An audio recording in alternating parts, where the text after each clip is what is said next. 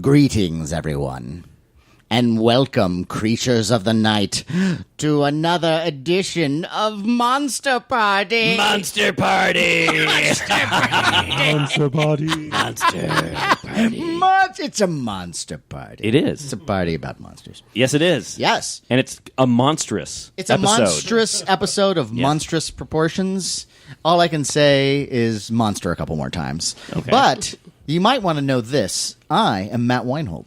I am SHAWN Sheridan. I'm Larry STROTHE. And I'm James GONIS. And we have a very, very special topic. Yes, we do. And the topic is, I can't believe you like that. Yeah, this is a topic that comes up frequently. Yeah, there's a lot of things that... the thing is, we usually respect each other's opinions about stuff. We usually agree on most things, I would say. Yeah, most things. Most things. And there are times when we come upon either a movie or A TV show. TV show, or possibly even music sometimes, Yeah. where we get to this place where it's just like mind-boggling that that person likes that thing. It gets a little basically combative. disagree. Yeah. And that's fine. We all have different tastes, and we all like different things. But there are some times where you just scratch your head and you go like, did you see a different movie? And to discuss this with us, we have two very wonderful people here. Yes, we do.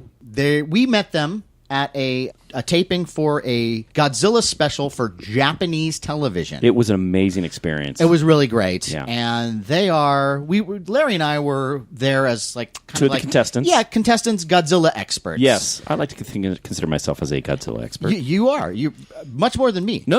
Oh, no. You're very good. But these guys, our guests, Oh, amazing. Ben and NADIA Robertson. Yes. Yeah. Hey, Or actually, I should do this again. NADIA and Ben Robertson. Yeah. That's the right way to do it. That's the right way to go it. And she is really hot.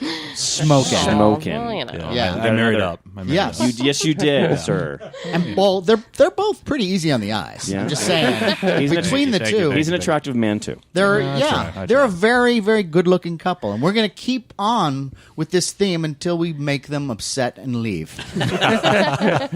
Well, we might make them leave because there are some things I understand that, well, I can't believe they liked it. So, Well, let's just get right to it. The general consensus of the world, pretty much,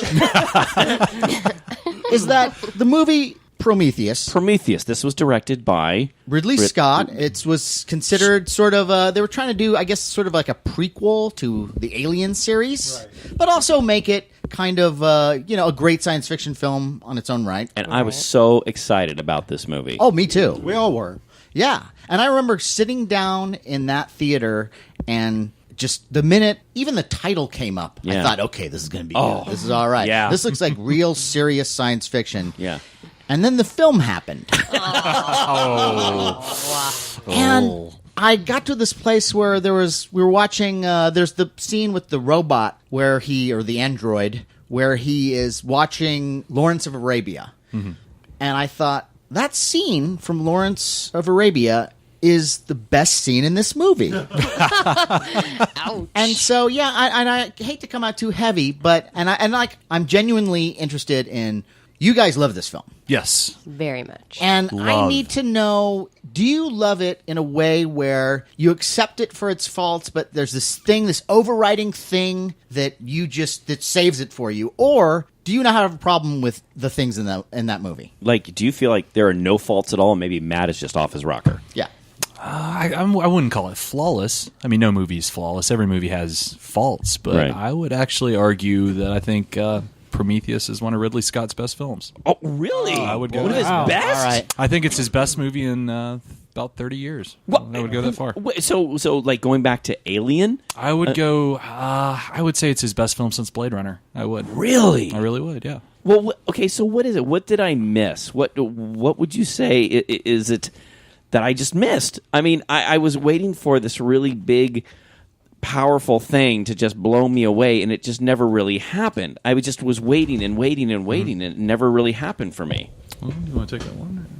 Well, I think a big starting point that a lot of people kind of messed up on is going in with certain expectations. I think the whole Alien prequel aspect is kind of what really killed it for a lot of people, because it obviously has those tie-ins, but very loosely. I feel like that's just kind of a starting point for the film itself, and it's really its own thing.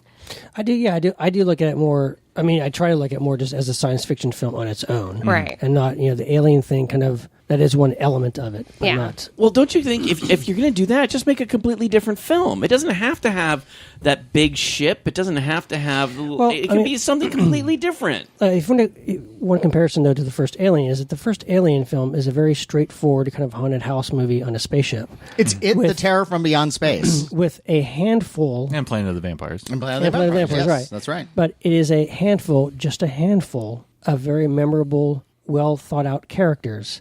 Prometheus, I couldn't tell you the name of any of the characters in that movie. There's so many. They're interchangeable and all completely forgettable. And to me, the screenplay of that movie is just a mess. It's like, and there are things in that movie where we're talking screenwriting 101. Oh, cool spaceship. What's that machine over there that can give you remove the baby for you that you have on this ship?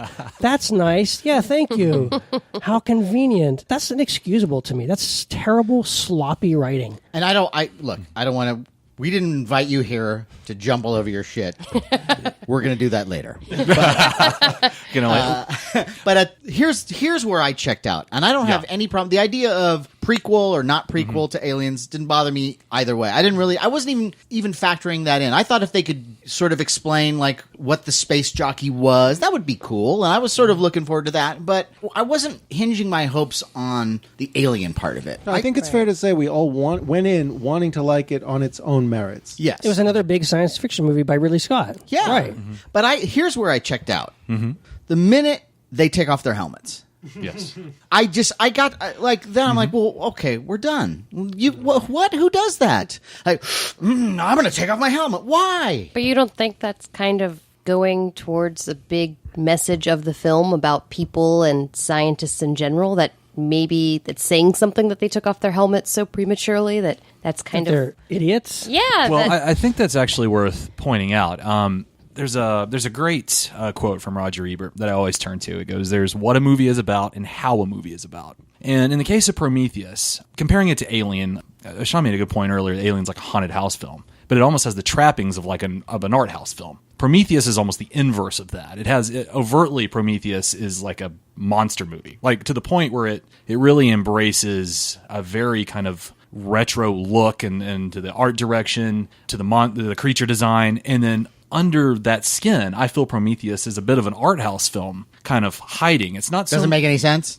well, in a conventional, in fairness, yeah. And on a more general narrative level, yes. But you could say that the characters are inconsequential. But you look back at the horror's origins. Horror kind of grew out of surrealism. It's you look at a movie like Nosferatu or Dreyer's Vampire, which really don't have memorable characters to speak of. I mean, other than Alan Gray, name me a character from Dreyer's Vampire. Right. The vampire. And that old lady. But it's to me, it's like I like the way that Scott really kind of took this opportunity, in my opinion, to make basically like a $200 million art house film. I think Prometheus has a lot more in common with something like the works of Alejandro Jodorowsky or David Lynch, even where I think it's a film that's really about how you respond to the imagery that's in the film, how you respond to the ideas that are presented in the film. It seems to really focus on the arrogance of science, man's desire to find his place in the universe, things like that. acting before thinking. Yeah. Okay. I get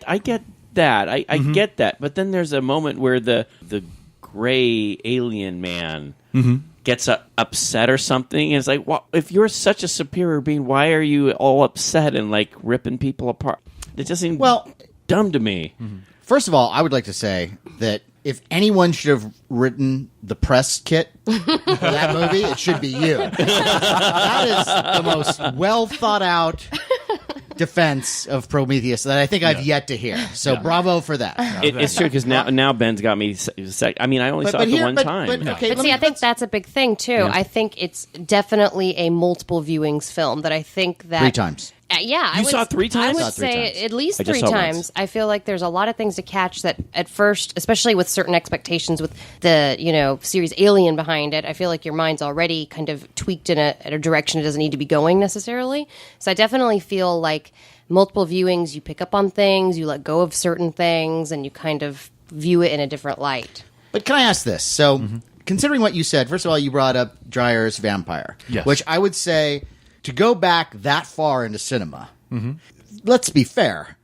There weren't that many memorable characters, really, especially in horror films. That was a time where there was a lot of archetypes. But horror happening films in anyway. general, though. Horror films in general. Horror films in general, we're going way back for Vampire. Right. However, you've got Prometheus, which is, if you're looking, to me, what I think you may be doing, and I don't want to, this is just a theory, is that it's like you're smarter than the movie they made. I would like to think. Yeah, that you are. Yeah, I think you're kind of giving too much credit. Yeah, to your the screenwriters. rationalization is great. If they had made the film that you just described, I would have been down with it. No. Because a David Lynch film, when you go into a David Lynch film, the minute, like 2 minutes into it, you go, "Oh, okay, I get it. This has taken me to a different place." The rules are different. Yeah, the rules are Right. different, and I don't get that with Prometheus because it really starts out. It lays it out like it's a movie, a regular. I don't want to say regular, but like a movie that classic is narrative. classic narrative that's really following certain rules, and then it gets to a place where, like, I understand the folly of man and the arrogance of science, and maybe people, rushing into something that they should think a little bit more about, but to everybody doing that and like Well, they are all scientists in some way or another, or zealots of some capacity. But if that's the message, it's not really clearly conveyed at all. I mean, it wasn't to me. Right. Now, the two of you are married, correct? Correct. And you've both seen Alien before, Yes. and you both saw Prometheus. You've both seen Prometheus multiple times. Yes. yes, And you've both come away from it with the same opinion. Yes. yes. That's fascinating to me. Yeah. Well, I mean, in fairness, too, before we knock too hard on Prometheus, Roger Ebert gave it a 4-star review. Out of 4 stars. he was sick. It had. It was a tough time for Roger. Too soon. It was a tough time. But there were critics that were fans of it. I think the thing is too is we talked just a second ago about going into a certain kind of movie with certain expectations, and I think what's really cool about Prometheus is it really gives you a very conventional setup, and then it challenges those expectations. It gives you the setup. And it gives you sort of genre expectations, but it explores deeper things. It's not a character-focused film. But don't you think, like, again, things like sloppy writing with, like, putting this machine that later on the woman's going to use to try to take out the embryo from her stomach and all that, does like setting it up early like that is just so lazy. Well, and it It's depends. For instance, if it was, I get why people would feel that way, because if you look at Alien really is completely about the professional polish to it. It's a well-written, well-acted, well-directed, well-edited film. And it's all these Great. pieces It's a great film. that come together, and it's a well-made It piece. accomplishes exactly what it sets out to be. It's Exactly. very It also has- lean. almost perfect. Exactly. Yeah, and has themes of Right. the military gone wild. Right. and Yeah. fear of Big the corporate- unknown. Yes, right. But also, Yeah. there's this element. Corporate There is this malfeasance. tension. For me, if there from the very beginning, there is this tension just through the whole thing, Right. Where I'm just kind of on the edge of my seat. Where's this going? Even though young kids today say, "Oh, it was so slow," they want something like the movie Aliens, where there's shoots, guns, and blah blah blah. Also But- amazing. Yeah, in a very different way, No, but another great not to give movie. anything. Yeah, that's a great film too. But I actually Kids saw. want the breakdance and Yeah. When I saw the film when it came out in '79, I saw it with my dad. Right. And from the moment we got in the theater, just from the music and just the way it was paced, and I was just tense the whole time.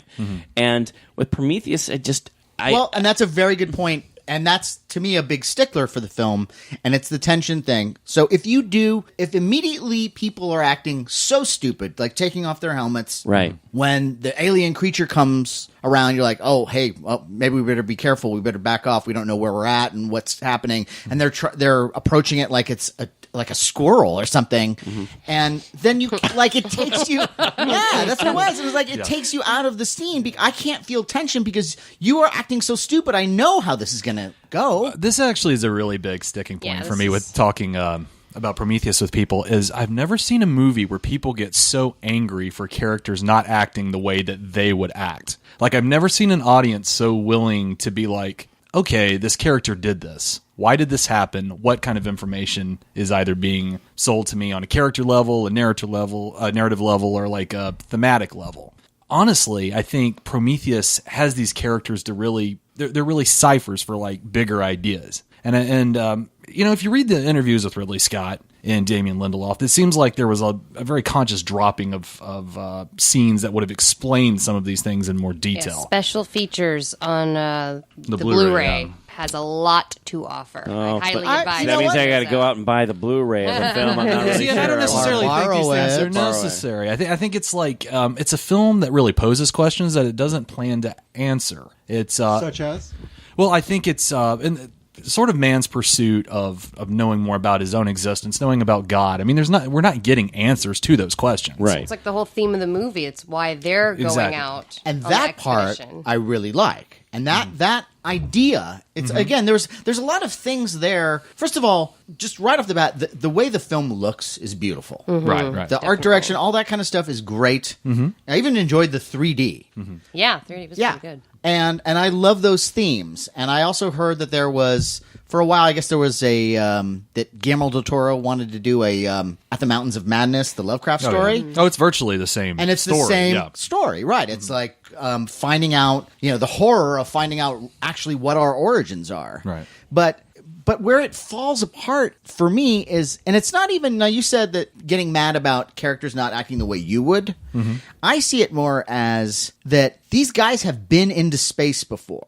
Like, I could understand all those characters, and I'm Actually, though, that's not implicitly stated. Remember, like, for instance, we know one character is a biologist. We know a character is a geologist. We don't know that they've. We don't know necessarily- anything about We know their they've had past, training to really. go into space. But some of the lifers got to be, and I would also think that, like, even in our own regular space program, they do training of people to see how they can handle space. And the idea that everybody throws that away so quickly, like the minute they get on the planet, and forget about whether logic or not logic, it steals away from the tension because now if everybody's going to be acting stupid, we know it's going to happen. They're all going to get killed. Well, there's a certain I'm going to call it almost like geek show element to Prometheus that's not really in Alien, where I think Alien builds up to like a almost Val Lewton like tension. You know, Oh, yeah. And it What- is you straight don't- up Oh, horror sure. film. Yeah, and you do not see the alien that much in the Exactly. film. Yeah. Right. Prometheus is incredibly overt with its sexual metaphor, with its graphic violence. Yeah.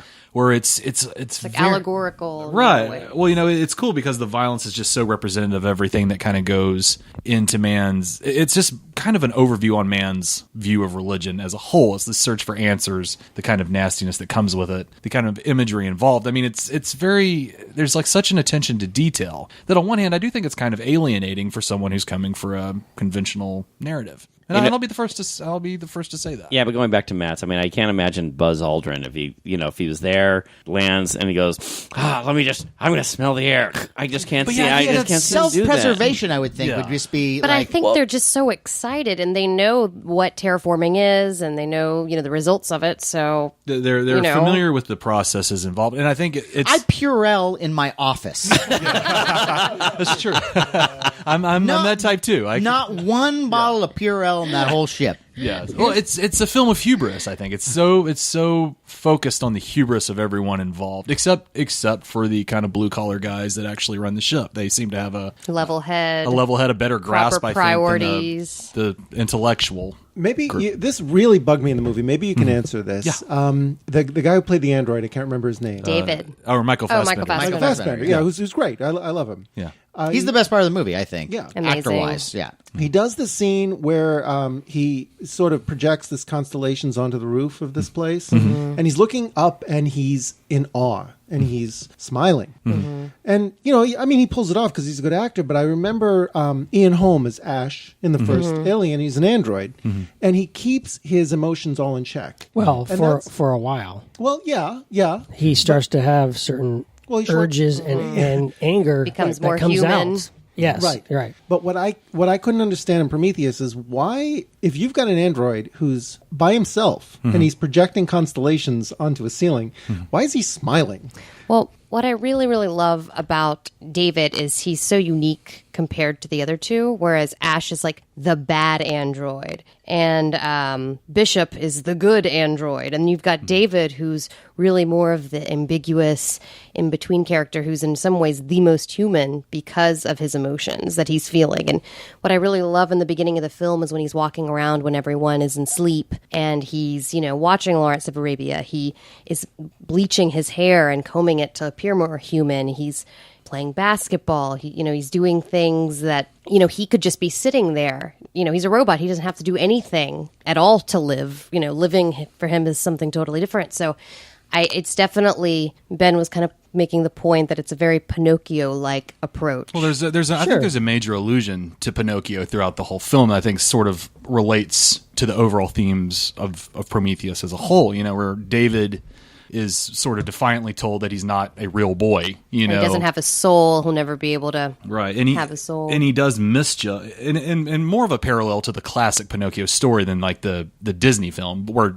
David kind of gets himself in mischief that is a little more malicious. He tries things. He's like learning more about being human, and he has a certain arrogance because he has his own desire to learn and to really experience things. And yet, for all the bad stuff he does, there's a legitimate innocence to his discovery that's not present with the other scientists. Curiosity killed the cat, sort of. Well, that brings me to the question. That was my question too. Why does he infect the guy with the liquid? I mean, is that just was he on some directive to do that? Or we don't know. I got the feeling he was. It could be a directive from Wayland. That was just the feeling I got. Or him and Holloway have a kind of butting of heads a little bit earlier than that, because Holloway, asks him before they go out, outside, like, why are you wearing a suit? You're a robot. Like, you don't need a helmet. And he's like, well, I've been made because you people don't feel comfortable interacting with anything other than things that look like you. So they kind of have this back and forth a little bit where it's like Holloway keeps kind of reminding him, like, you're not real, you're not a human. So, I mean, it could go either way. It's vague, and I don't mind some of the vagueness. I mean, it becomes almost like it's also just a necessary plot device, it seems like, too, to get him to do that. I just wonder if, Well,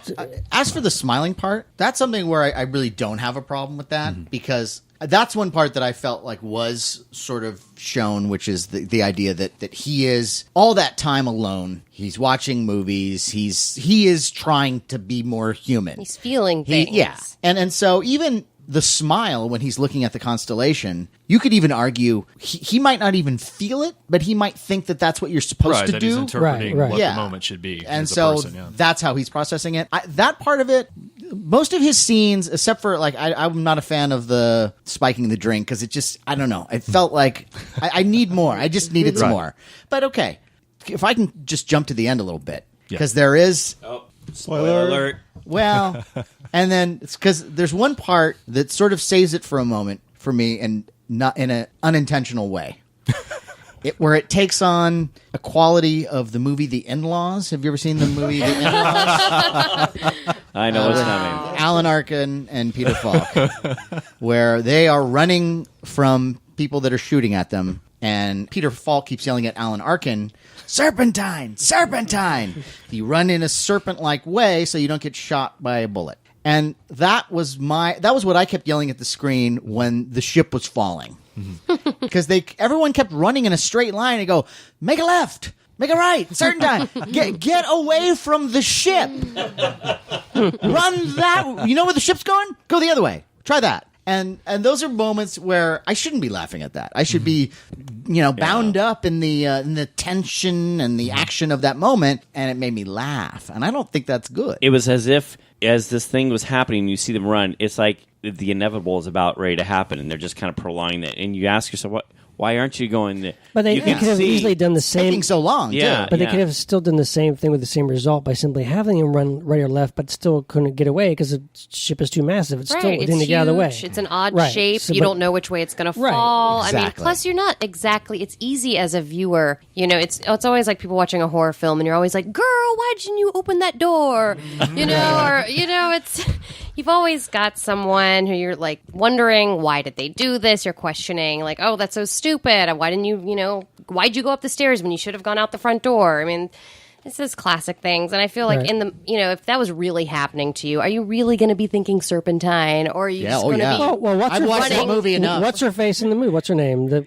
Charlize blonde, Theron. Charlize Theron's character, yes, she would be smart enough to do that in that kind of situation, that kind of conditions. Yeah, I mean that's one that I just think it's whether it works for you or not. I mean, for me, it's just kind of Didn't work for ships me. falling. Yeah, it didn't work. No, she seemed like she was scrambling when they tell her, go on the skate pod if you want to be off the ship. She's like running and she's trying to scramble into her gear, and she does not And I seem mean, to she is me in like she gear, has too. a I mean, we clear don't know. head at the time. Like she definitely seems like it's fight or flight. You're not necessarily logical always. It's a nitpick I get, but it's a nitpick that really didn't stand out to me until people pointed it out. It's still that, like I said, it still comes down to me for whatever kind of movie it is, whether it's trying to be simply a big pop culture summer movie or an art house film.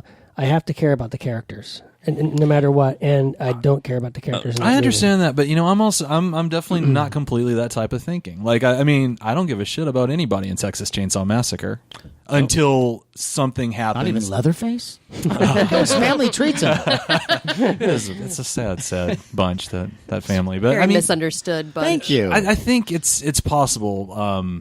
I think it's possible to evoke certain feelings and ideas with images, and I think for me, Prometheus did that. I think it worked. I don't necessarily need to always love a group of characters. I need to love what a film's trying to present to me, be it character driven, idea driven, even just if it's a bunch of style, if it's long on style in the right way. Okay, here's then some nitpicking then. Okay. How about hiring an old person to play an old person? But see, I definitely, what I like about that is that, for one, Guy Pearce is amazing in it We're talking about Guy Pearce, who... as Peter Whalen. Now, correct me if I'm wrong. Wasn't there supposed to be some footage of him that you were going to see as him as a younger man in a film they that had never some made it? the only way it would work. promos. Yes, I They saw had that some- promo. Yeah, they had some It's viral. promos. Yeah, just viral. Yeah, footage, I that's think. what I saw, and I thought that was going to be a scene in the film. Like somehow he gets something from the planet or something and is able to regenerate, or I don't know. Like, because that was what he was sort of looking for answers, and maybe there was this sort of like, I don't know. And again, this is just stuff I was looking for as I was watching the movie, but a fountain of youth or something where we'd see him, because it almost seemed like that makeup is inexcusable if he's not going to be young at some point. Well, what I like about the makeup is I like the kind of weirdness about it, that you kind of get the impression that he just looks so strange that it makes his age kind of ambiguous, where he looks kind of young but kind of old. And I like the idea that Wayland, over these years in his quest to sort of live forever, has kind of become this horrific, non-human looking person. It's like very unnatural. Yeah, which and I I think's think the it's point. supposed to be kind of unnatural. Okay. If this is supposed to if this is supposed to be a genuine prequel to the first Alien, in Alien, when they go into the tail gunner room, Yeah. but at the end of Prometheus, they've kind of damaged that whole area, right? And it's like different looking, right? I mean, is that supposed to be a literal? The one thing I've definitely gathered, because we saw Prometheus, I think 3 times in the first 5 days it was out. We actually saw it together, and I remember leaving the theater and kind of having the same mindset where it's like, man, I really enjoyed that, but I have so many unanswered questions, and I don't really know what to think about this right now. But I knew that the overwhelming feeling was adoration for it, and I just needed to see it again. And we were actually like, you know what? Let's see it tomorrow night. Right. So we went again that next day. And we started saw it. reading, and the more we read, we noticed that I felt like Ridley Scott at some point decided, I really don't I really don't care about this as a prequel so much to Alien as much as the ideas that we're bringing into the script. Okay. I do love that. I really do. Like a lot of the ideas that are brought up in that movie, I really do enjoy. I love the idea of that we've been created and our creators don't like us. Well, that was the other thing I wondered. Why they don't like us? Is that why was these supreme beings so angry? That's the thing I. Well, yeah. Throw it at me. We did a lot of research, and from what we have gathered, it seems like the event on Moon LLV 223 or something happened about. If you got 3 of those numbers right, I love you forever. He's a keeper. some nerd points right there. Yeah, it happened about 2,000 years ago. So as we know, a big event on Earth happened 2,000 years ago was Jesus Christ. Oh, Interesting. I forgot about that. nothing. And actually, to go along with that, the events of Prometheus begin to take place on Christmas Day. Right. There's a lot of religious Symbolism. There's, for instance, one of the illustrations on the ceiling shows an engineer's bowels, wasn't it? That sort of in the vein of Right, Prometheus in that- strapped to the rock to die for Yeah, there's giving a man lot of fire. You know? self-sacrifice Oh, like the- involved. The classic like, Prometheus. Yeah, the classic right. Prometheus. Yeah. Yeah, So like is the we idea- give life. We take our life to give life. Jesus Christ did that. We killed him. So the engineers sort of turn on us. So we failed the gods. The notion that these engineers are any number of gods, and ultimately throughout history we failed them to some degree. So when in that moment when the engineer, the gray people guy, No. The Grayman. he's upset. It's like, oh, you humans, you just screwed everything up, and he's just angry. And Well, also, we read a really fascinating theory that I think actually was worth pointing out. Was a gentleman wrote like a very lengthy write-up on Prometheus. It was really, really neat. But he pointed out that all of the engineers that we see are male. Right, And bald. And bald, yeah. And there's a deleted scene, actually, that shows several of them gathered together in the opening scene. It's and it was eventually dropped. But again, all of them were male. yeah, all so- cloaked. It's very a ritual happening. And so we see the notion that maybe to reproduce, they have to die for new life to be created. So they drink like the black goo, and then from that they die to give life. And maybe the theory behind the engineers is maybe their whole purpose is to go to different planets and create life through self-sacrifice. I mean, we don't know for sure, obviously, but a lot of theories like that are floating about that. Basically, their whole notion is that unlike humans, we can create life very easily, and we take it for granted because it's something that we can do, whereas the engineers, they have to die to give life, so therefore they value it more because it's something that is more sacred to them than something that we can do unwantedly or by accident, without So just the thinking. idea that human beings, they've been sort of monitoring us, and they know what jackasses we are. And we sort of Basically. perverted their... I mean, even to the point where Peter Whalen has created a being in David that cannot die at all. I mean, David can live forever, and then Whalen himself is asking to live forever. So it's like a slap into the face of their ideology. yeah. Well, They- again, I want to hang out with you guys, and you tell me about Prometheus more than I want to see the movie again. Yeah. But I have to say, I do... No, go ahead. Oh, well, it kind of makes me. I'm a little pissed off now. It's like, well, you guys said, well, there are these deleted scenes, and I did some research, guys. When I go see the movie, I don't want to have to. So it's like I have to.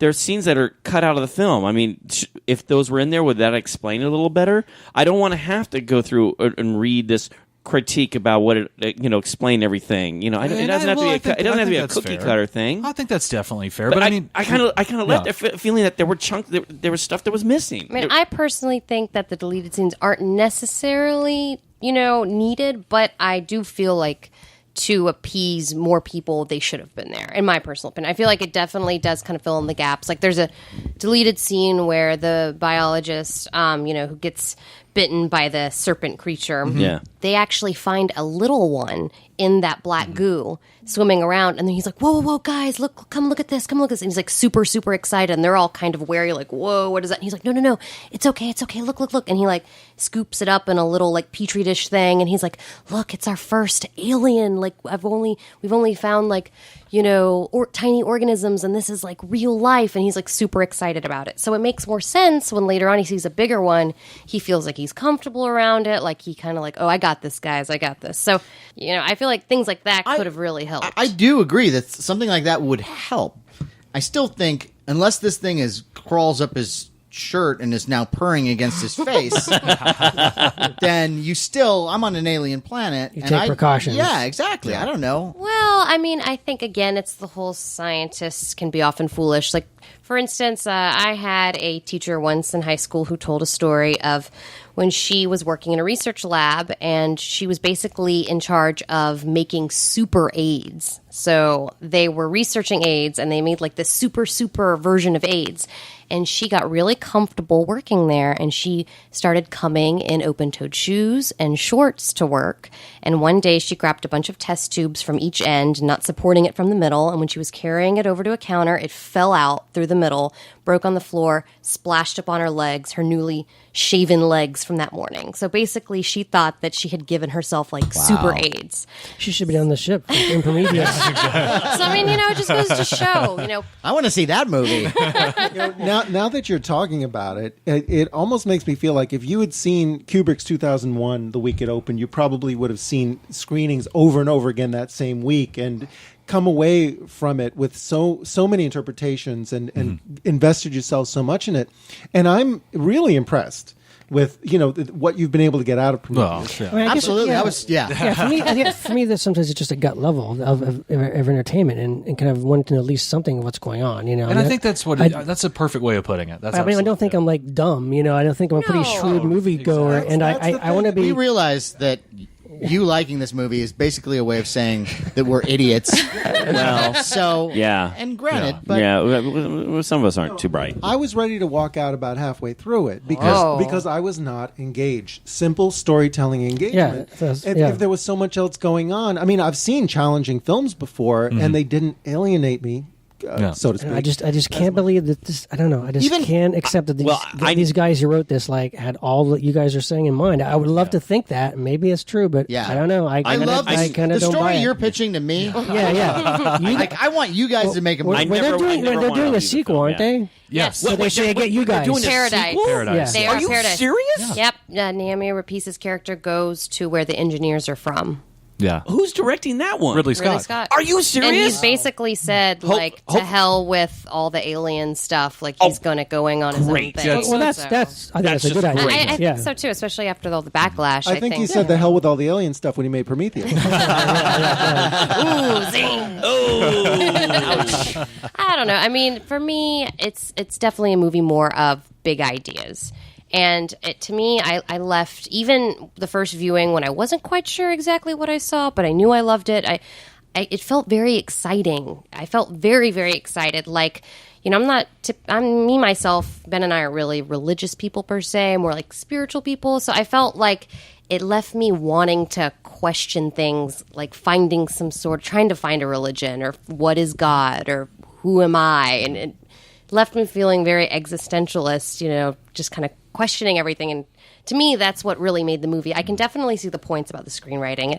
At times I can see, I don't want to say it was a tortured script, but it definitely felt like it went through a lot of phases. I have a feeling it did. I'm guessing it did. Yes. I mean, right. I'm not also, it seems like it.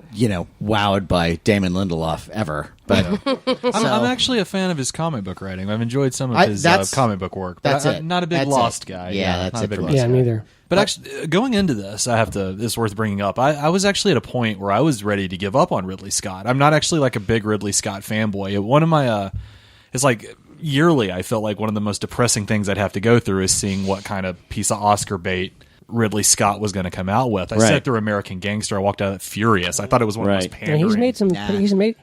He's not. He needs a good script. Right. He's not a screenwriter. Oh God, no. And but even like his, that's why I think like the original Alien, it's like it's this kind of like lean machine. It's a pretty simple concept, but just done really well. Yeah. Even Blade Runner, which I'm a big fan of, it's not a masterwork of screenwriting.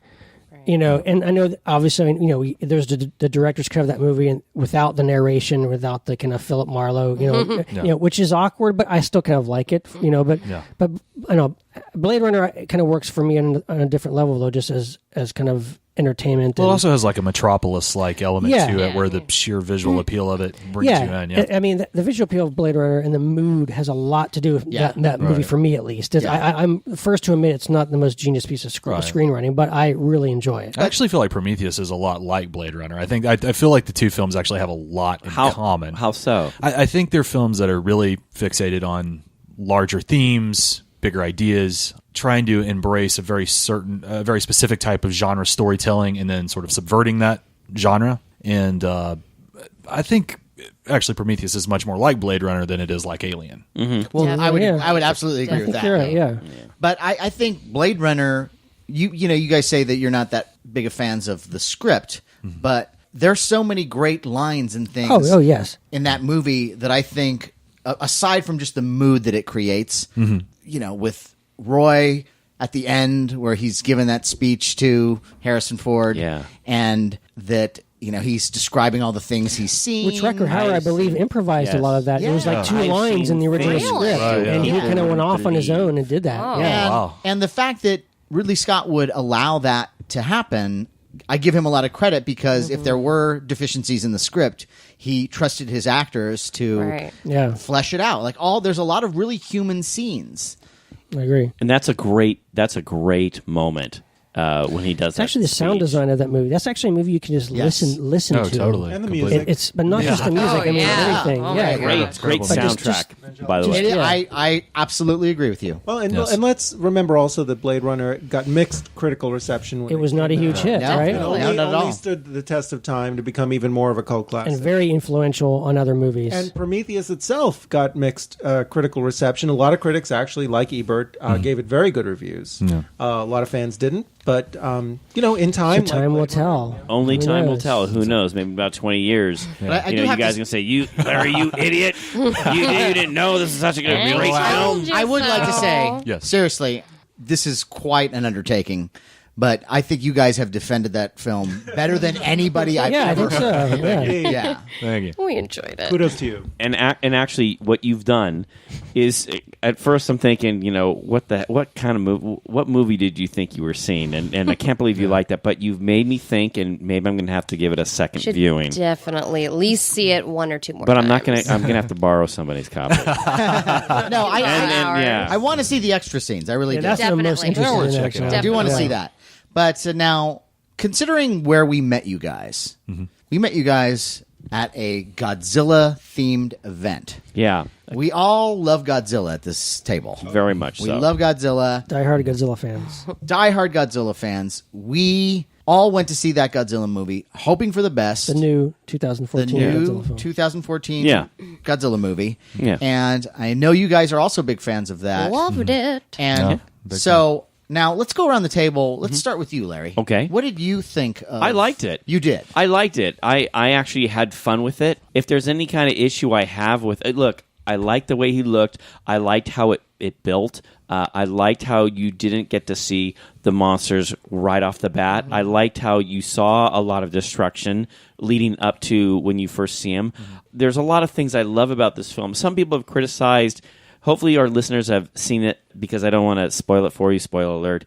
But Bryan Cranston's character, his demise, I think kind of surprised a lot of people. And I thought to myself, God, I wish he would have stayed in the film. I wish they kept him because it would have been great for him and the other scientists to kind of Dr. to combat each other basically. Yeah. But put that aside, I really enjoyed it. I had a lot of fun with it, and I gave it 4 stars. So Wow, 4 stars. Yeah, Okay. yeah. I liked it too. I didn't like the design as much. I thought that the face, in particular the muzzle, reminded me a little too much of the TriStar one. A little too Jurassic Parkish. You really thought so? Yeah. Apart could from see that, I agree. I would have liked more Bryan Cranston, and it bugged me that there was one single battleship they kept cutting back to with Ed Straighthairn, who I like as an actor. But that's where Pacific Rim really got it right, was that they had a whole coalition of Pacific Rim countries that were united against the whole thing. And maybe there wasn't enough time to get that all together for this one, so I'll give it that. I liked it. Okay, so out of the stars, you give it what? 4, 3, 3.5. three and a half. 3.5. Mr. Dawn of the Planet of the Apes. Yeah. 3.5 stars. All right. And one thing I just want to say, one thing I loved is in the classic Godzilla movies, when Godzilla's using his atomic breath, he uses it all over the place. Right. In this movie, it's kind of a special thing. He kind of has to work A up. moment. And I love that. And I thought, geez, if you had that power, why don't you use it all the time? And I liked how he could only really use it sparingly, and he couldn't use it all the time. And I really like that aspect. Sean? Yeah, no, I liked it too with some reservations. I mean, I do appreciate the build up they did for Godzilla. I wanted, I didn't have to have Godzilla appear right away or every 10 minutes, but I did felt a little gypped on some of the Godzilla screen time. Like there's 2 instances where the one time when you see the kid, which is a great gag, when they cut to the kid watching on TV, but I wanted to see that battle, at least a little bit of that actual battle, not to cut away from the TV. And the shot, I think, where the wife is getting in the truck and you see the door close and like, I just want to keep seeing Godzilla right there. I did like the design of Godzilla, and I love the respect and tone they took with the movie. One problem with me is that if you're going to have human characters that, again, I just didn't really care about or was interested in, then you need more Godzilla. I would have liked more Bryan Cranston too, because his son was not interesting at all to me, neither was his wife. Right. then I wanted more Godzilla. The other monsters that he was fighting were cool, but there's a lot of those, so I just wanted a little more balance, But I did like the tone. I'm hoping that this film is going to be setting the precedent now for the next one, which is going to have Ghidorah and Mothra, So I hear where they can really get to the action. Because James mentioned Pacific Rim, and I think that's where Del Toro gets it right. I think though is that movie was made. He made that movie for giant monster fans. I mean, just plain period. That movie is all out robot versus giant monster action, and you wanted a little bit more of that vibe in this Godzilla, I think. Are you fans of that movie? Pacific Rim. We had a little mixed reaction. I enjoyed it more than Ben did, but I feel like he went in with Godzilla in his heart, that kind of deeper film, and I went in expecting it more to be like a summer popcorn which I think is blockbuster, and it really suited me. But I felt like the tone really caught Ben off guard a little bit, because for me it really read a lot like Starship Troopers, and it's sort of Yeah, well, you know what? It came off to me like a Godzilla movie. Because there in a lot of Japanese giant, kaiju films, or even like Ultraman and that kind of stuff, there's sort of a melodrama that takes place. Right. It's not like an American film. larger than life. Larger than life. Right. Everybody's almost an archetype. it's like me and my pal brother. Exactly, right, yeah. And once you get into that mood, then I was fine. I know what they're doing. Okay, Exactly. great. You know what it is. Yeah, and I love the fact that Del Toro was actually giving us that. To me, I thought that was refreshing. That's something I hadn't seen done in this way. And I really loved it. The problem I had with Godzilla is that I agree with everything that you guys say. Like I loved Godzilla. I didn't really have a problem with his design at all. I thought the design was fine. I thought the monster stuff was fine. Yes, I would have liked some more Godzilla fighting monsters earlier, but if you're not going to do that, then you got to give me some characters. You got to give me some actual characters that I give a shit about. And that kid walking through that entire movie, staring wide-eyed at everything, I never felt anything from that guy. You didn't like Kick-Ass? Kick-Ass? No. He left me cold. I feel like hard. you I felt liked kind him. of. I I thought did he was too. very well acted. Yeah, I You know did what's too. He's a funny? military guy, Yeah. man. Yeah, he's a he's been through military a lot. guy. I He's a can't specialist. believe you like this. Theme of the show. See, I thought what was really neat about his, and actually all of the human characters for me, is even though they weren't really particularly nuanced, I thought it was really neat how they kind of fit into Toho archetypes. I mean, Yeah. David Strathern basically was the Jun Tazaki character. The That's general. the general Yeah. authority figure. I thought, what is it? Okay, Aaron Johnson. He kind of reminded me actually of Kenji Sahara's character in Rodan, who really doesn't carry a ton of presence, but he basically serves the purpose of being the first notable character to interact with the creature, and so he kind of follows the story through. And Sahara goes from like working in a mine to like being in on government secrets to take this monster down. Start in the mailroom. Yeah, exactly. Work his way up. Well, he killed that bug in the mine, so he knows something.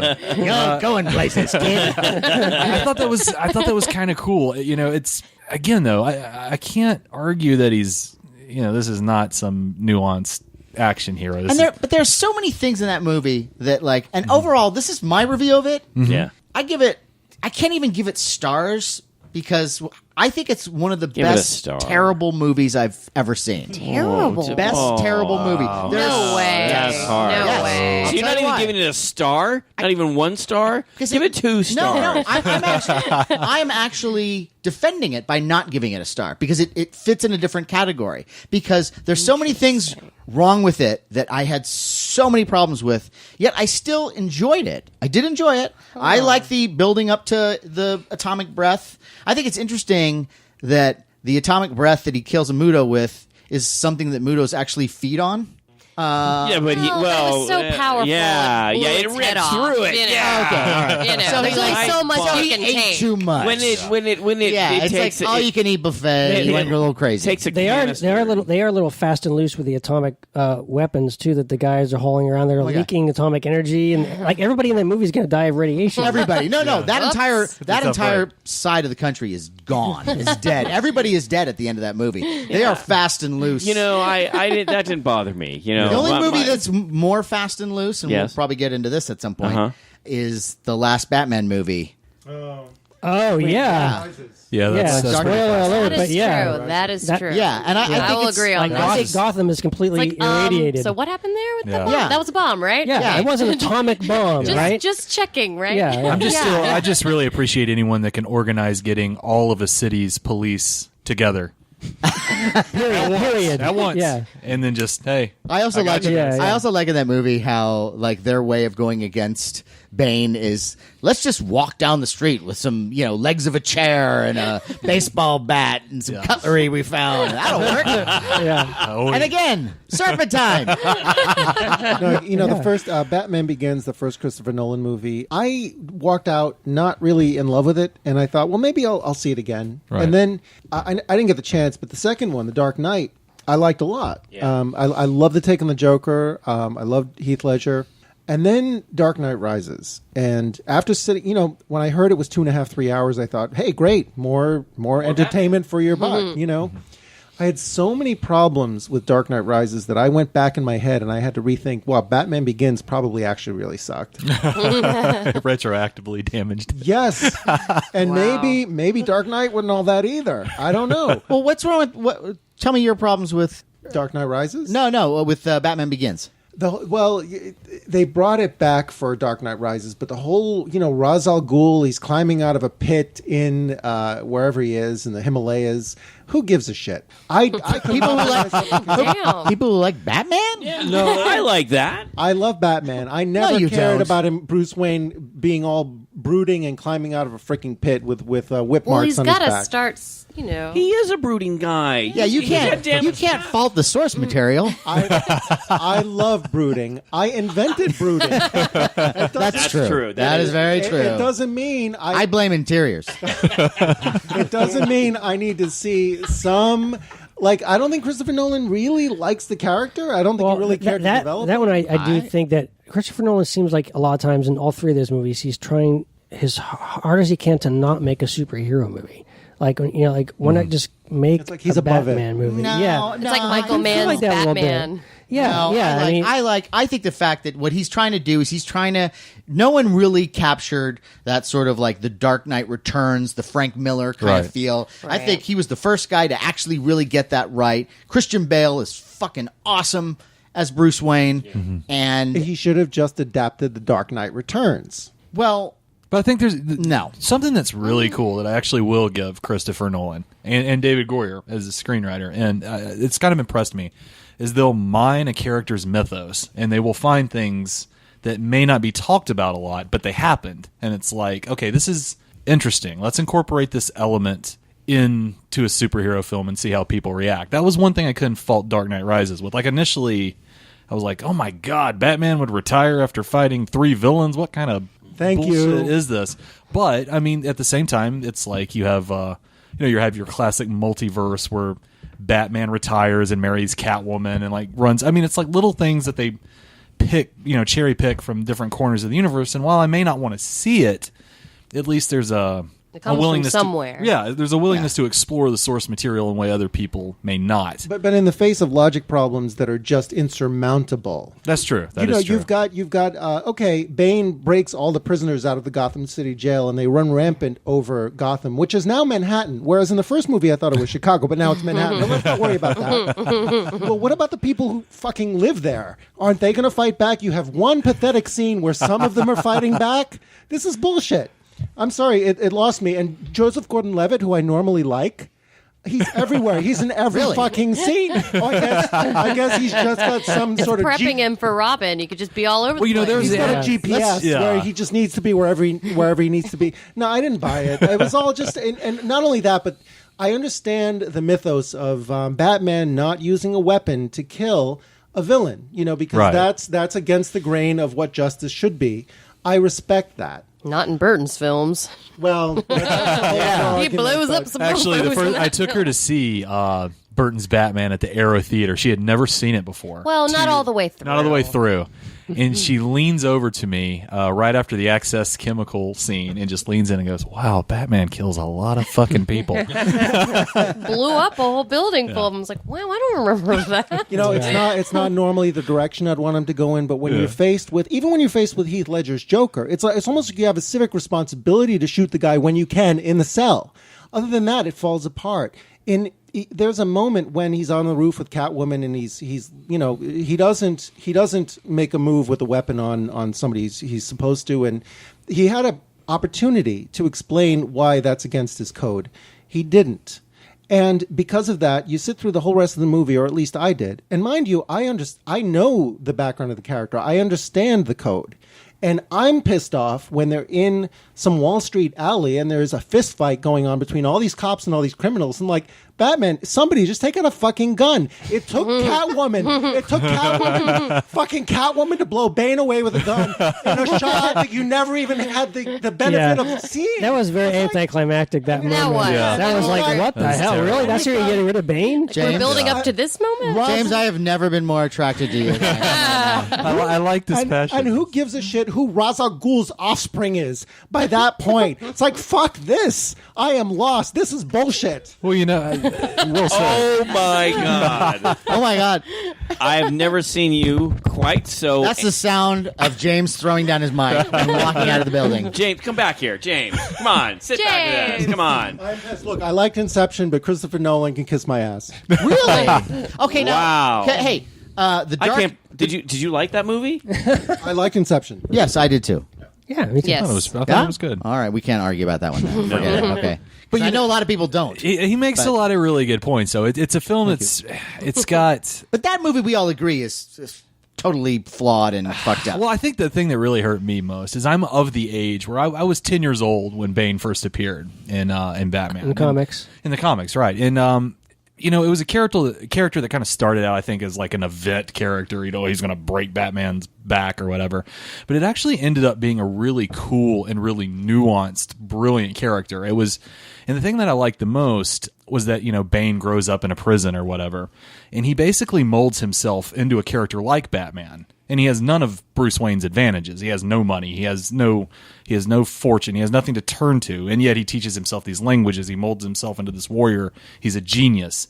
And I even remember reading Chuck Dixon even sort of mimicked like the Doc Savage character a little bit with Bane, sort of making him like a dark version of that. And it's like Christopher Nolan starts with that and just throws it in the trash and turns the character. He just becoms a thug. No, he's basically the same character he is in Batman and Robin by the end of the movie. Basically, yeah. It's like you get this wonderful intro, and then it just turns to nothing. Yeah, that's true. And speaking of like the Tim Burton films too, I know, like I remember like when the first Burton Batman film came. That was talk about an event. That was like a 1989 big deal. It was huge. I mean, Huge. this was at the Frank Miller comic had come out. Right. And that's what you were sort of and led I to think everybody believe thought was that this coming. was going to be like Frank Miller's Dark Knight. Like, no. Quite and the just opposite. the stunt casting of Nicholson and that movie. Like, I'm telling you, Nicholson could have been great. none of the Burton films hold up well at all. I'm telling you, they're all. My favorite one is the second one because it's absurd. Well, it's But like an they're all expressionist absurd, nightmare. but- I mean, Exactly. you got the penguins dressed like Dr. Caligari. And Right. There's a character named Max Shrek, for God's Yeah, sake. but that's You're the not walking you're not is too fun. emotionally Yeah. invested, And that so gets- it's just a thrill yeah. ride. But that's like what Burton does in every movie. It's like all the whole All Beetlejuice aesthetics and like, and- come on. Well, I'll we've seen defend. it a I do think million Ed fucking Wood is a times. fantastic. Oh, film. Ed Wood. I love Ed Wood. I agree completely. That's one of all his best roads films. lead to back Ed Wood to because Ed it's the perfect. It was the perfect vehicle for Burton. Exactly. Like no other movies can be more perfect for him than that That's movie. true. And when he's That's true. doing the Like- thing that that's why I think that Batman Returns is probably, I think, the best of them because he went back to that thing that he does when he goes to that Vincent,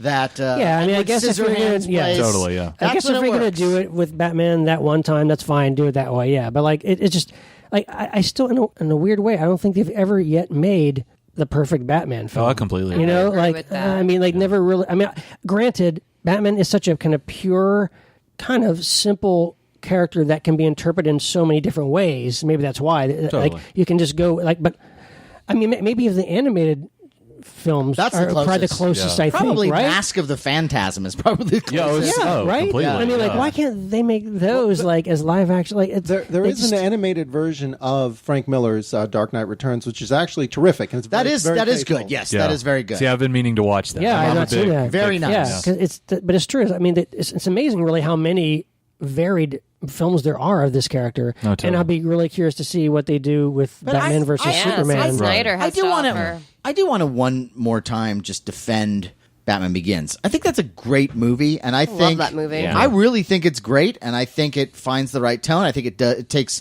chances that are good chances. The design of the Batmobile I thought was a really interesting, logical thing. Of like, completely. yeah, you'd want this military vehicle Yeah. that you could.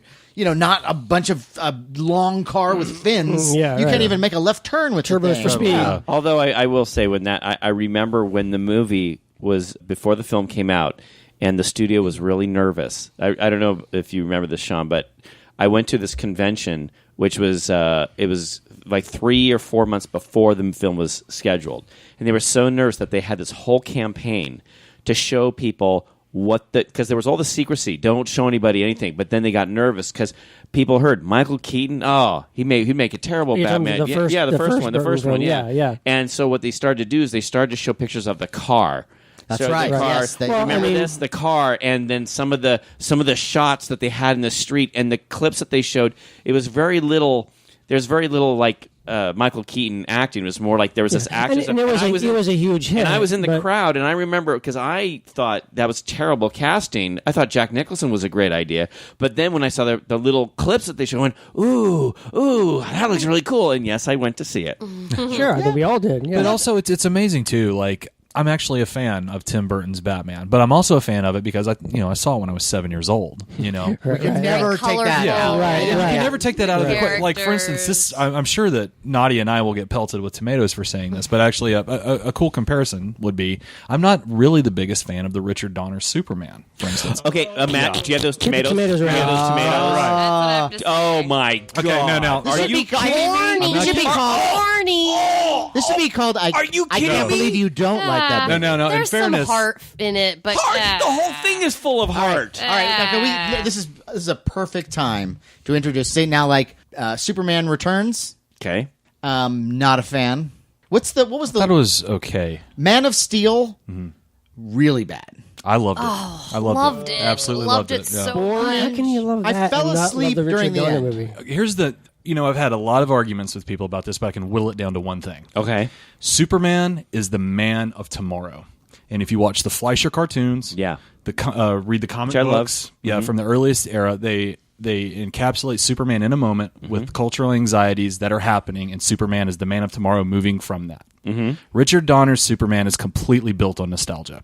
And I think it misses some of the finer points of what make the character great. And don't get me wrong, I think Christopher Reeve is a good Superman.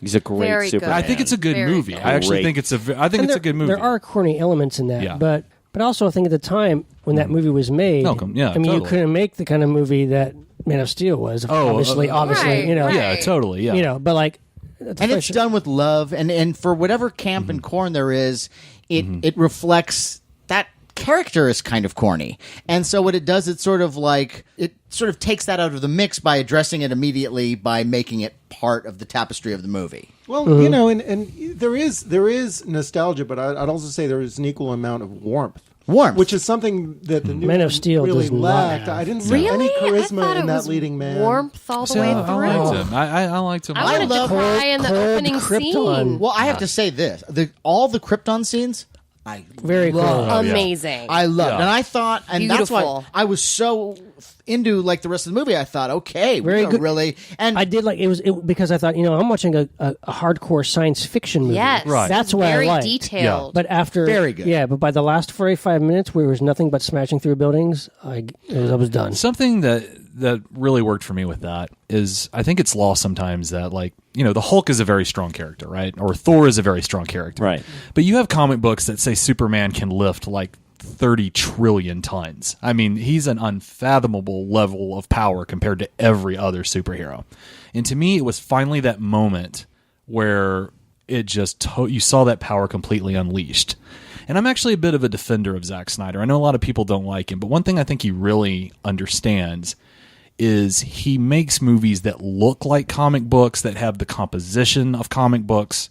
And I think he has, not that I'm comparing him to this director, by the way, but I think he has almost like what Sergio Leone did with Westerns, where it was a decidedly postmodern take, where it's like almost a little boy's vision of all the Westerns he's ever seen. I think Snyder kind of has that quality in how he approaches the superhero vision. Look, I mean, today is, again, only today, with today's film technology, could you bring a Superman fight to life in a realistic way. Right. Like, I'm not saying that the effects were amazing and it was incredible and really amazing. You want to, you just, after a while it just numbs it you. beats That's you all. down, Right. down and like again, like, you know, look, I this whole thing of like the superheroes have to be so dark and so brooding and so serious. I mean, I just think that's what the Marvel films kind of get right. They do the balance. They still have the movies be fun. See, I'm the inverse of that. Marvel, and I'm a kid that grew up reading Marvel. I was much more of a Marvel kid than a DC kid. But I find something that actually kind of agitates me is I find that there's a notion of a lot of grown men who suggest superhero films should be fun. And don't get me wrong, they should be fun. But I think a certain power to superhero storytelling is that it gives mature themes and ideas to younger people, in that sometimes it can bring in adults as well. And don't get me wrong, I want my superhero movies to be fun, but I think the great things about these characters is almost every one of them has a very light and a very dark version. I mean, there's stories where Spider-Man has to keep Aunt May from marrying Dr. Octopus. That's right, yes. And then there's stories where Kraven buries Spider-Man alive and then blows his brains out. Yeah, you know, I mean, it's there. You know, Batman's the same way. I mean, you know, people flipped in Man of Steel, but I can think of like 3 or 4 instances where Superman's, you know, spoiler, killed Zod. You know, but these things happen. But here's the thing: is that like I don't have a rule about any of this that it has to be light, it has to be fun. My thing is like, if you're going to do it dark, but just do it right. Do it, engage me and keep me involved all the way through this movie. Right. And what I thought was wrong with Man of Steel is that, yeah, you created this dark thing and you got me to this place where I did like Superman. I liked what was leading up to this giant fight, but it went on so long and it to me, it became a different movie. It became... Really? Yeah, it became this other thing of like, now everyone's... So did you buy all these special effects and now you feel like, oh, we got to put them in the movie because we paid for them? And I just feel like it was like, okay, I get it. And I love dark superhero. Like Watchmen, I think is great. And Loved it. Yeah, and I'm not a huge fan. And I'm not amazing. Yeah, and I thought that was great. And that was one where the first time I saw it, I was a little like, I'm not sure if I like it, but I was intrigued and I watched it again. I'm like, okay. 6 times in theaters. Yes. And it's a movie that you almost feel like if you have a problem with it, there's something I'm not getting. Like there's something there. There's something wrong with you. There's something wrong with me. Right. I realized my own self-hate during watching The Watchmen. But like I don't have those rules. As long as you pull it off. And so that's what I love about the Marvel movies is the Marvel movies aren't trying to do dark or they're just well, they get into some dark. There's some they get heavy. into But I feel like they aspects really, to it. at the same time, I feel like they're almost scared to tackle heavier themes. I mean, I feel like the recent, like for instance, I love the first Iron Man. I think me too. I think that's one of the best superhero films ever made. Yeah, I agree. But I find that, except for the end is kind of boring. But see, I love it. I like the ending. I think it's got to really work. I think Iron Man almost bucks the convention of the genre in a lot of ways. But I found beginning with Avengers, which I really liked Avengers, but I felt like there is nothing to this. This is a lot of fun. The kid in me is flipping out seeing these characters Very together. kind of empty. But I does feel like I Avengers? ate popcorn. Does Avengers have to have a dark, serious theme to it? I don't think it has Does to have a go dark, down to, say, serious religious theme. or can it just be the Avengers? But I think also superheroes can have more resonant themes that aren't necessarily dark. And I feel like there isn't really anything that resonates with me as an adult. It's more like appealing purely to the child in me, and then I'm kind of done with it. But don't get me wrong, it's fun. But it's like... It's like a movie full of Whedonisms and not much else. It was a bit on the Whedon side. All right. But I mean, I love Joss Whedon, by the way. But I just want to say that like you have with the Avengers and all the Marvel movies, I really do feel like they all take place in one universe. I feel like there's a central theme. Like I don't really find the Avengers empty. I find it to be a comic book movie brought to life. It's like But I feel like every Avengers comic I've ever read had something more to say than that film had to say. I've read Avengers, for 20 something years. I mean, I feel like I've never read any Avengers story that was that light. Yeah, I mean, it was fun, but I felt like that was really about it. And don't get me wrong, that's not necessarily a bad thing. But that's what I'm saying. Is that it's like, for example, if you're gonna look at Prometheus for what it is, totally. Let's look at Avengers for what it is. Yeah. I don't want to imprint something that I want it to be that it never intended to be. Right. It's like Guardians of the Galaxy. I love Guardians of the Galaxy. But see, it works much more for me in that way. We love Guardians. I really enjoyed Guardians. Although I feel like it has one or two missteps. I do feel... But that's nothing more than a simple, fun space adventure fantasy in the tradition of, like, there's, say, the original Star Wars, and that's all. That's true. It does it really well. Avengers is a superhero mashup of epic proportions. It's exactly what you want that movie to be. For me, at least. Like, I had never seen a movie where they did superheroes, especially the team thing. It's such a hard thing to pull off. Right. Dynamic. The tone was just kind of right, It was exactly, for me, what I wanted a superhero team movie to be. I got to hear superheroes talking to each other while they're having a fight. That's like pulled right from the comic book page. It's you don't want to make it Watchmen because it's a different animal. No, completely. And you don't want to scare a mass audience off. And so I thought they found the right tone, and they were able to then gain that trust. So maybe with the next Avengers movie, they could start to push add a little more of the stuff of like Hank Pym. Hopefully, I'll be able to deal with that. And I think the wife beater. Yeah. And I think one thing I think is just to step back and say that just to be happy, the fact that, and my friend of ours always says this, that we live in a golden age as far as to have this much variety and this many types of superhero movies available. And again, only today with our technology can they make bring these kind of movies to life, these kind of characters and these worlds to life the way they do. And to have the darker Supermans and Batmans, to have something much more adult like Watchmen, and have maybe a little more in middle of the road universal appeal Avengers Marvel universe, to have all that for us to enjoy, is pretty cool. That's the best part. But I will give you this though. Watching Guardians of the Galaxy, I do feel like, and I feel like it's now everybody sort of getting their sea legs. Right. I think Guardians of the Galaxy was able to be what it was with elements of darkness that are really dark. Right. Yeah. And managed to balance the humor and the sort of space opera-ness of the entire film. And I think they were able to do that because of movies like Avengers and all the Marvel ones. That's true. I would agree. That now everyone's comfortable. It's laid the foundation. Yes, and the audiences are comfortable. I think now. so. I think They're the ready for telltale film is going to be Doctor Strange. I really feel like that I'm is. so looking forward. If they get that right, I love Doctor Strange. Oh, me too. If they can get, I mean, what's really cool is like it still astounds me that Marvel has done such a great job with the franchise. I mean, there really hasn't been, as far as I'm concerned, there hasn't been a wrong note yet. And if they can keep expanding, what I like about it is that they are doing things like Winter Soldier was a lot like a spy movie, like a Bourne Identity movie with superheroes, and like they dark. So they can take like, kind of like. In other words, they're kind of adapting their superhero characters to certain genres a little bit, which is cool. Like, I mean, just little things like putting Robert Redford in Winter Soldier, is a nod to 3 Days of the Condor, which not a lot of people are going to get, but like it's just really clever. And it's like, so I mean, with Doctor Strange, you're going to get into you're going to get into the genuine supernatural, right? You're going to get into mysticism, and that's going to be really cool. But yet, it's still going to be tied in to the Marvel universe somehow, which would be, if they do it right, it's going to be really cool. You could sort of say that Thor dips its toe into the whole kind of supernatural element. A little bit, yeah. I suppose it does. But then even Thor, it almost at least the first Thor film almost aspires to be something much more basic on a storytelling level, like Shakespearean. Yeah. I think, and I love that sequel. Yeah. I like the sequel a lot. I wasn't as big a fan of the sequel as I was the first film. Really? I preferred the first film. Oh, actually, I may like the sequel more. I enjoyed the whole Loki, Thor. Believe it or not, you guys need some time to talk about it? Yeah, the first time you've actually disagreed on something, and I think I like it a little bit. I'm going to come back to the next monster party with a black guy. I really like it.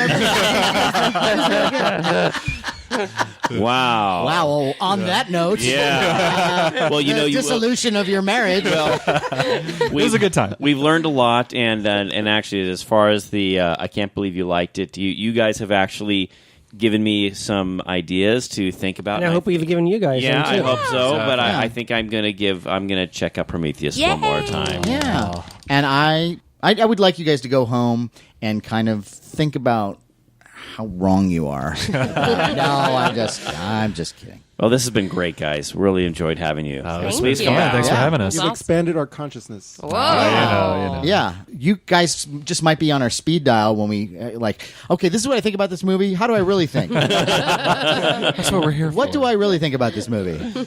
You need a pretentious opinion. I'm always here. Well, thank you so much for being here. I am Matt Weinhold. I'm Sean Sheridan. I'm Larry Strothe. And I'm James Gonis. And you guys were? Ben? And NADIA Robertson. Yay. Keep America strong. Watch anything but Prometheus. That was hurtful. That was. I need a drink.